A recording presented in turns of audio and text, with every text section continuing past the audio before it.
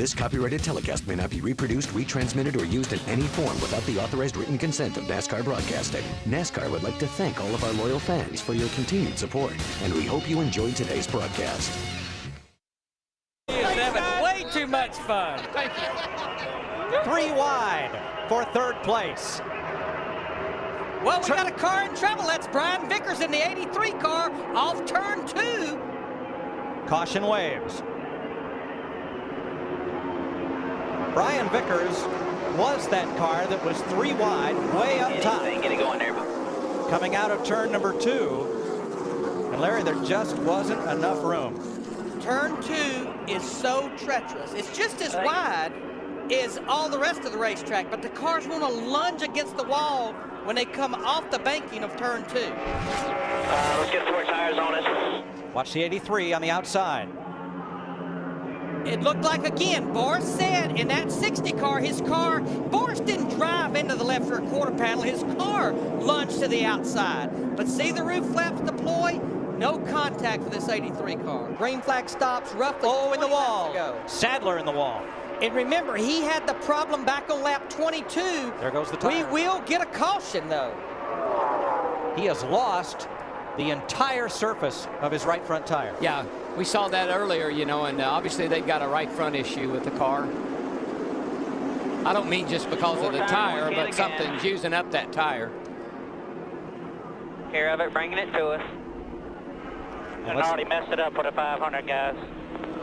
Hit really, really hard that time. As Sadler pits, let's get an update from Dick Berggren on Jimmy Johnson's stop. 41 car staying hooked to the rear bumper of Dale Earnhardt Jr. in 88. You're looking at it right here. That isn't bump drafting, that's just plain old pushing right there. Jimmy Johnson dropped way to the back on the restart to preserve his pole-sitting car for Sunday. And look at those 2 cars. Look at the gap they put on everybody else because of that push they're getting.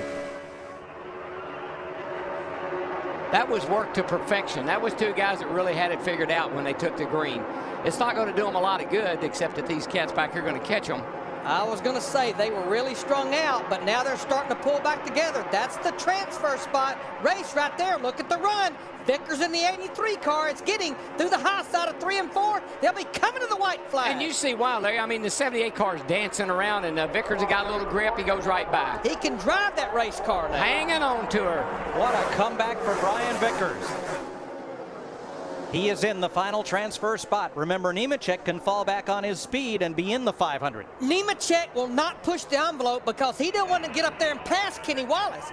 Nemechek's in the 500. 78-2 back. I tell you what, I am shocked at. I know this is some good racing right in here, but those 2 cars up front have put a huge gap on everybody else and holding it. This is the first time we've seen anybody get away from the lead pack. Yeah, that's the biggest lead I've seen anybody have here all week.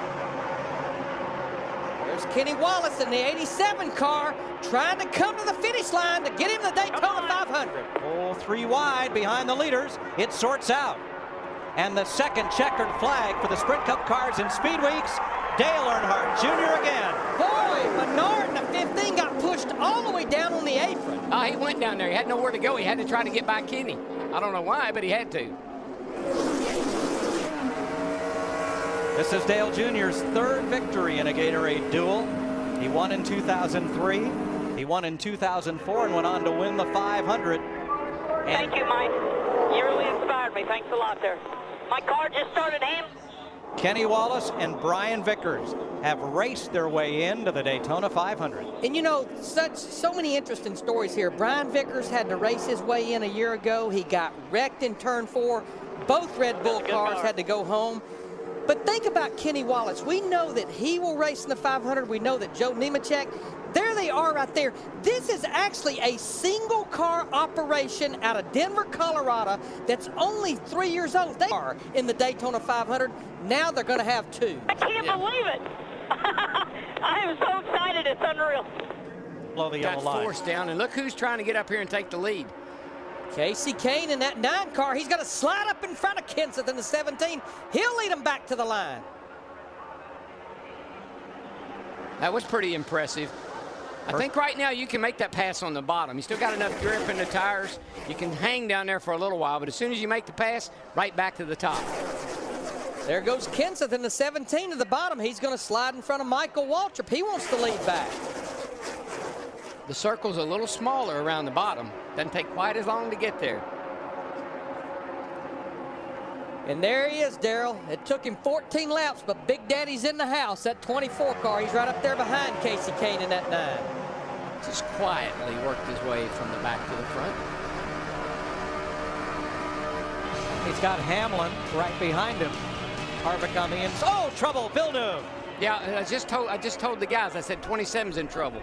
And Jamie McMurray, who was pushed down below the yellow line earlier, has smashed the wall, and I believe that's Franchitti behind him. Those were some hard licks. Stanton, it was not Franchitti, it was Stanton Barrett. There's Franchitti's blue car right behind Jamie Mack. Something happens to him.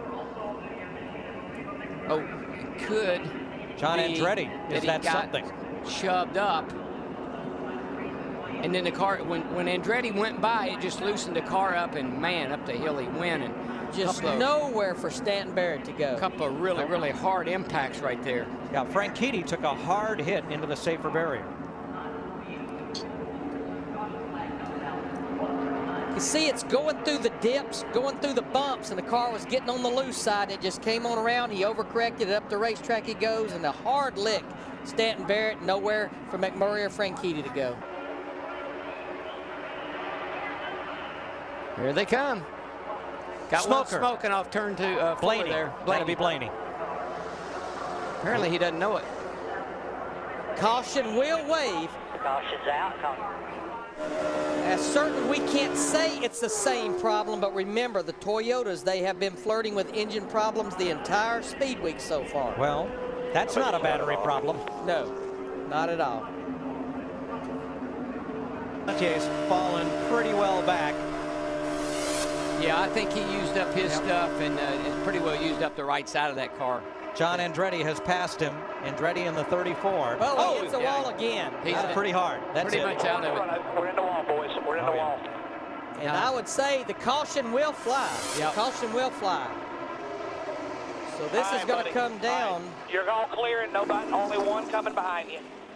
Only one coming. All right, just run the bottom right there. So we have the same situation that we had in race number 1. We've got all these go or go home guys. We're going to have a 2-race shootout. Who's going to come to pit road? Who's going to stay out? Pontier, he's just there. You saw the right front go. I mean, I think that's why he was hitting the wall, pushing up off of 2 over there. That right front was worn out, and it finally just blew on him. I'll tell you one thing. These restarts now, anything can happen on a restart. Darrell, of all the open wheelers that have come to NASCAR recently, I think Carpentier probably embraced drafting and Daytona the best of them. See Bobby Kennedy there, that's over in Michael's pits. Well, they didn't want to see that caution. I think they were pretty happy with it. There you see pace car speed under caution, about 70 miles per hour. Dale Jarrett, David Rudiman, and John Andretti. Now that second pack is hanging back a bit, led by Kyle Busch. Yep. Maybe they'll get a run. Let's see here. Trying to time it. Accelerating, about to run over the next car, and dives to the inside. Whoops. He'll have to give that back. You can't pass to the inside. So not only is he going to have to give that back, he's probably going to lose some position. He missed the timing of it. Well, what happened was Tony brought these guys all the way down here. I mean, you could start way back there, but he brought them way down here to the start-finish line and really bottlenecked up everybody. Well, Tony didn't want anybody hanging back on him. Boy, and Hamlin just put a big block on Jeff Gordon, I can tell you that. So where are the go-or-go-homers? Now there is Kyle Busch alongside Greg Biffle, and they are racing 411.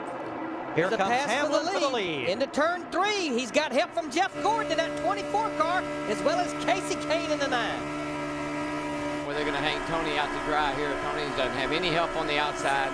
These guys are scooting him right up out of the way. He's not going to be happy about that. Well, just like in race 1, the leader is a sitting duck.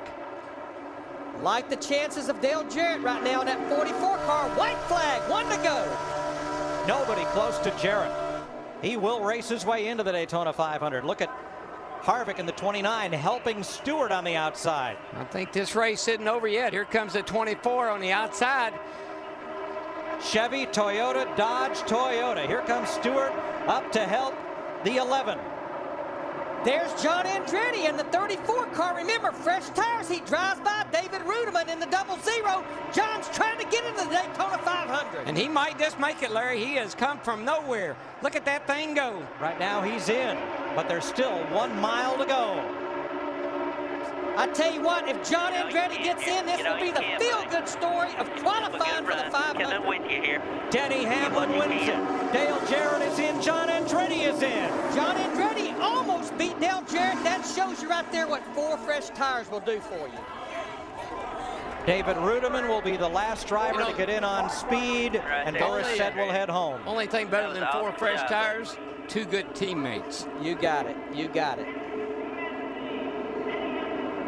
Nice job, guys. Good job up there, Roman. I appreciate your help.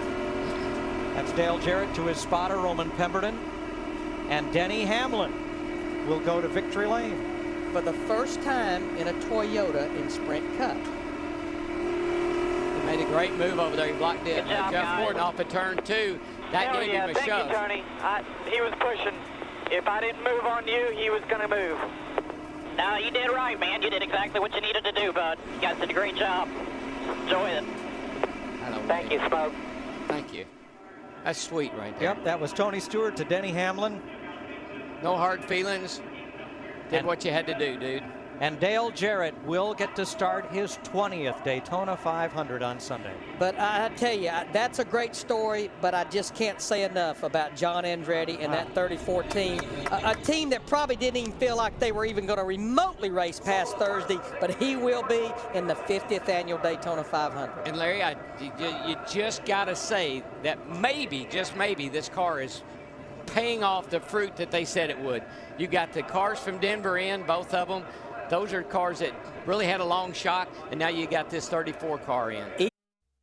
This copyrighted telecast may not be reproduced, retransmitted, or used in any form without the authorized written consent of NASCAR Broadcasting. NASCAR would like to thank all of our loyal fans for your continued support, and we hope you enjoyed today's broadcast.